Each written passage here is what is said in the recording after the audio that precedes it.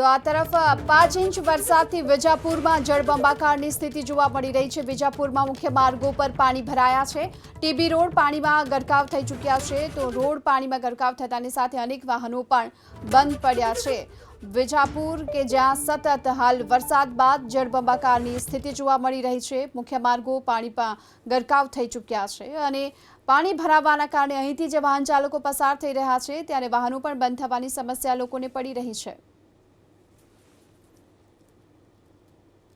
ઉત્તર ગુજરાતના મહેસાણા જિલ્લામાં આજે મેઘરાજા મન મૂકીને વરસ્યા છે। મહેસાણા જિલ્લાના દરેક તાલુકામાં આજે સારો એવો વરસાદ થયો છે। વિજાપુરની વાત કરીએ તો વિજાપુર શહેરમાં અને વિજાપુર તાલુકાના ગ્રામીણ વિસ્તારની અંદર પણ સારો એવો વરસાદ વરસ્યો છે। જોકે આ સારા વરસાદમાં જળભરાવની પરિસ્થિતિનું નિર્માણ થયું છે, જેના કારણે વાહન ચાલકો મુશ્કેલીમાં મુકાયા છે। જે દ્રશ્યો આપને બતાવી રહ્યા છે મારા સહયોગી વિપુલ બાલધા, એ દ્રશ્યો છે વિજાપુરના ટીબી રોડના। ટીબી હોસ્પિટલ તરફ જવાનો આ રોડ છે, જે વિજાપુર વાસીઓ ટીબી રોડ તરીકે ઓળખે છે। આપ દ્રશ્યની અંદર જુઓ છો એ મુજબ ડિવાઈડરની બંને બાજુનો રોડ છે, પાણીની અંદર ગરકાવ થઈ ચૂક્યો છે અને પાણી પણ વધારે માત્રામાં હોવાના કારણે વાહન ચાલકોને અહીંથી પોતાનું વાહન પસાર કરવામાં મુશ્કેલીનો સામનો કરવો પડી રહ્યો છે।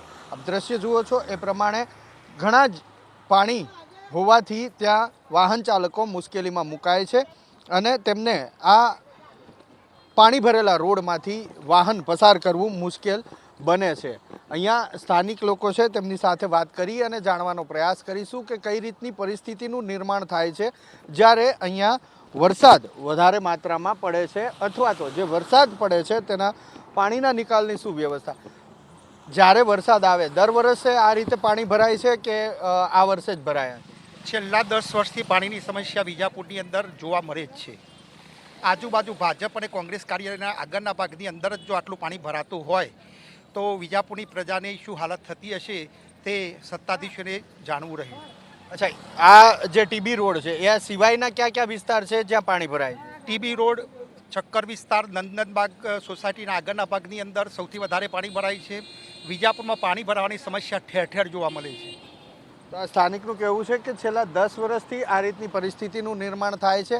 આ રોડ ટીબી રોડ કે જ્યાં ભારતીય જનતા પાર્ટી અને ભારતીય રાષ્ટ્રીય કોંગ્રેસ બંને પક્ષના કાર્યાલય આવેલા છે અને આ કાર્યાલયની આસપાસના વિસ્તારમાં જ આ રીતનું પાણી ભરાતું હોવા છતાં બંને પક્ષમાંથી કોઈ પણ પક્ષના જે રાજકીય હોદ્દેદારો છે તેમના દ્વારા આ જળભરાવની સમસ્યાનું નિરાકરણ 10 વર્ષથી નથી લાવવામાં આવ્યું, જેના કારણે આવી પરિસ્થિતિનું નિર્માણ થતું જોવા મળી રહ્યું છે। દ્રશ્ય આપને બતાવે છે વિપુલ બાલધા, આપ જુઓ છો બાઇક આવે છે, બાઇક બંધ પડી ગયું છે, તેની પાછળ કાર આવે છે, એ પણ જો નંબર પ્લેટ એની હાલમાં જ કેમેરામાં દેખાય છે ત્યારે જ નંબર પ્લેટ પણ નીકળી ગઈ છે। તો આ રીતના પરિસ્થિતિનું નિર્માણ થાય છે।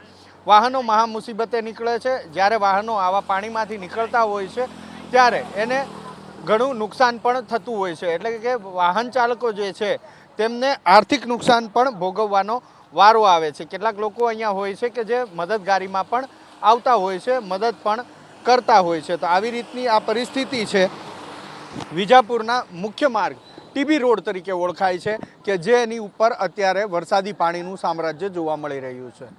કેમેરામેન વિપુલ બાલધા સાથે હિરેન રાજગુરુ, એબીપી અસ્મિતા, મહેસાણા।